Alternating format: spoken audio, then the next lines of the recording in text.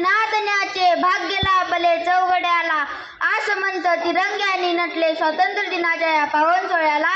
स्वातंत्र्य दिनाच्या या पावन सोहळ्याला आजच्या या पावन सोहळ्याचे सन्माननीय अध्यक्ष, आदरणीय व्यासपीठ आणि येथे जमलेल्या माझ्या बालमित्रांना माझा असा प्रेम नमस्कार. मी इयत्ता 7वी मधील विद्यार्थी आपल्यासमोर विषय मांडत आहे स्वातंत्र्योत्तर भारत. पदोपदी पसरून निकारे आपुल्याच हाती, होऊन या बेहोश धावलो ध्येयपथावरती. कधी ना थांबलो विश्रांतीस्तव पाहिले ना मागे, बांधू न शकलो कीर्तीचे वा कीर्तीचे धागे.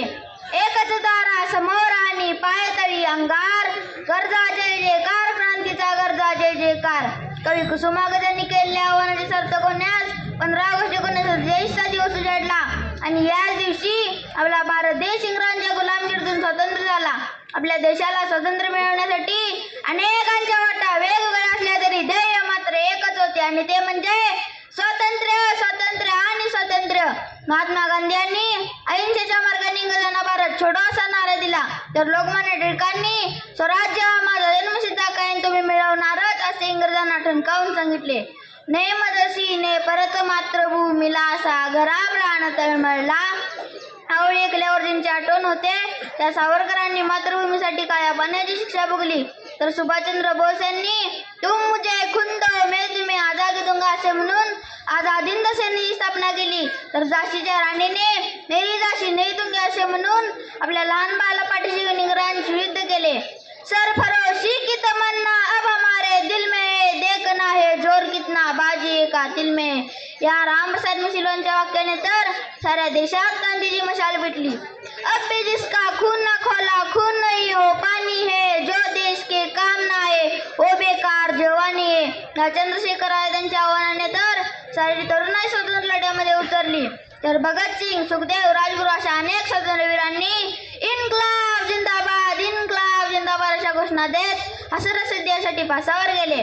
आज सलाम आहे त्या वीरांना, आज सलाम आहे त्या वीरांना ज्यांच्यामुळे हा दिवस पाहायला मिळाला आणि जी आई आहे भाग्यशाली तिच्या पोटी जन्मलेल्या वीरामुळे देश अखंड राहिला.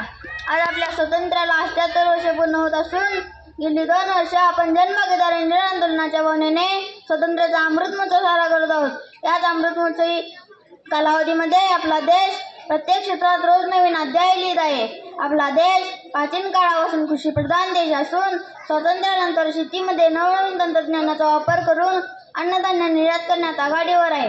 आपल्या देशाने आधुनिक शस्त्रे, साधने, तंत्रज्ञान आपल्या देशाच्या संरक्षण विभागामध्ये दाखल केल्याने शत्रूच्या कुरघोड्यांना पुरवून राहिले इतके सामर्थ्य आपल्या देशाकडे आहे. याचाच प्रत्यय म्हणून G20 या संघटनेच्या अध्यक्षपदाची धुरा गत वर्षभरासाठी भारताने सांभाळून आपला भारत देश जगाचे नेतृत्व करण्यास सक्षम असल्याचे सिद्ध केलेले आहे. तसेच भारतीय खेळाडूंनी आंतरराष्ट्रीय खेळामध्ये चमकदार कामगिरी दाखवलेली असून त्यामध्ये T20 वर्ल्ड कपच्या अंतिम सामन्यात लगान चित्रपटाला साजेशी कामगिरी करून 13 वर्षापासून हुलकावणी देणारा विश्वकप जिंकून जगज्जेतेपदाला गवसणी घातलेली आहे. तसेच भारतीय खेळाडूंनी पॅरिस ऑलिम्पिकमध्ये 1 रौप्य पदकासह 5 कांस्य पदकांचा वेध घेतलेला आहे. त्यामधील कोल्हापूर जिल्ह्यातील सुपुत्र स्वप्नील कुसाळ यांनी नेमबाजीमध्ये कांस्य पदकाचा वेध घेत 72 वर्षापूर्वीच्या खाशाबा जाधव यांच्या कृतीस उजाळा देत आम्ही कोल्हापुरी जगात भारी हे पुन्हा एकदा सिद्ध केलेले आहे. याचा मला सार्थ अभिमान आहे. नुकतेच आपल्या इस्रोमधील संशोधकांच्या अथक परिश्रमामुळे चंद्राच्या दक्षिण ध्रुवावर पहिला पोहोचण्याचा पृथ्वीवर केलेला संकल्प चंद्रावर साकार करून खूप दूर असणाऱ्या चांदोबाला मामाच्या गावाला टूरला जाण्या इतका जवळ आणलेला आहे. तसेच देशाची पहिली महत्त्वाकांक्षी सौरवेधशाळा आदित्य L1 तिच्या नियोजित स्थळावर स्थिर करून सूर्याच्या अंतरंगाचा अभ्यास सुरू केलेला आहे. त्यामुळे आज चंद्र सूर्य नांदो स्वातंत्र्य भारताचे या गदी माडगुळकर यांच्या कवितेतील ओळी आज सार्थ होताना दिसत आहेत. इस्रोने दिनांक 1 जानेवारी 2024 रोजी कृष्णविवरासारख्या रहस्यमय जगाचा अभ्यास करण्यासाठी एक्सपोसॅट उपग्रह अवकाशात सोडून आपले नाव सुवर्णाक्षरांनी अवकाशात कोरलेले आहे. भविष्यामध्ये तर गगनयान, मंगळयान 2, शुक्रयान, समुद्रयान यासारख्या मोहिमेसह सौरमंडळाचे कक्षा गुंडाळून मानवतेच्या कल्याणासाठी अख्ख्या ब्रह्मांडाचे गूढ उकलवायचे आहे असा आपल्या भारताचा संकल्प आहे. या सर्व बाबींचा विचार केला तर असे म्हणता येईल की 19व्या शतके अमेरिकेचे होते, 20व्या शतके इंग्लंडचे होते, 21व्या शतके भारताचे आणि भारताचेच आहे. हे सांगायला आणखी कोणत्याही पुराव्याची आवश्यकता राहणार नाही. यासाठी आपण सर्वांनी कृतीशील होण्याचा संकल्प करूया अशी मी आपणा सर्वांना विनंती करतो.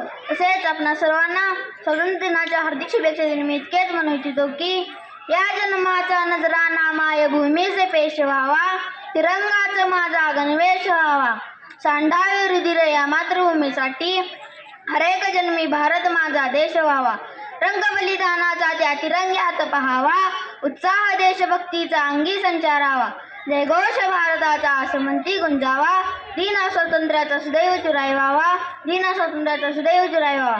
बोला भारत माता की वंदे. धन्यवाद.